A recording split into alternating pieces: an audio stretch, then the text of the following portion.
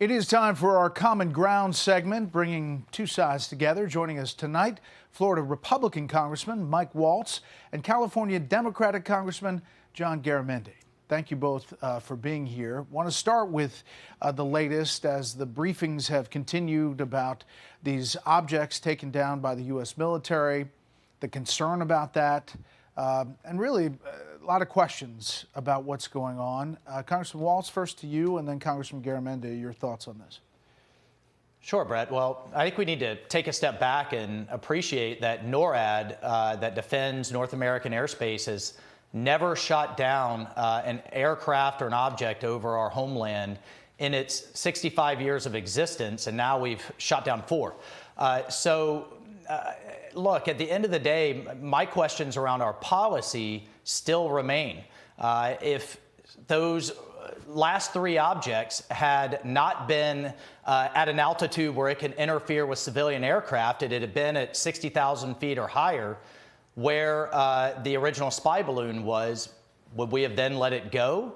If something is so large that it presents a hazard to people on the ground, if it's shot down, does that get a free pass? So I just am looking for some consistency here. I am glad the administration is taking a more assertive approach now to defending our sovereignty. And at the end of the day, we're all trying to figure out if these are all Chinese, of Chinese origin, why they're doing it now. Have they been doing it for quite some time? Are we just now detecting it? And then what military gaps we have in terms of our radars, our sensors, and our ability to detect things in the space between where aircraft fly and where satellites fly. Congressman Garamendi, the New York Times had China saying it tries to depict the furor over the spy balloon as a sign of U.S. decline. Quote, why else would a great power be spooked by a flimsy inflatable craft, China has argued, if not for a raft of internal problems like an intensely divided society and intractable partisan strife driving President Biden to act tough on Beijing. That's China's take. Well, what else would you expect from China? But the reality here is that Mike's on the right track. All of us learned a great deal about the balloon issue and then the subsequent 3 sightings and shoot-downs. And we're going to go forward. We're going to go forward together, having understood this particular problem. And now we do know that the Chinese Communist Party is trying to use balloons and other devices, satellites and the rest, to spy on us. That's not new. But the balloon, yeah, that's new. Now we're ready to go. And Mike's correct. We've learned a lot, and we do need clear, consistent policy.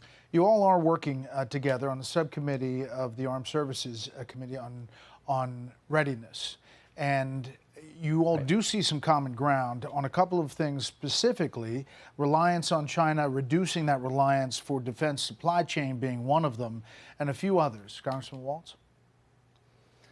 Well, that's exactly right, Brett. Not only do we have to bring those supply chains back to the United States, or at least to an allied country where we can access them, we have to protect the existing ones in place. We recently had to ground our Joint Strike Fighter fleet, our most advanced fighter across all the services, because it had a key engine component that it turns out we discovered was manufactured in China. And not only could they turn that off in a time of conflict, they could infect potentially various types of supplies. And then the other thing that John and I are working very hard on is pushing our logistics and our maintenance forward across the Pacific.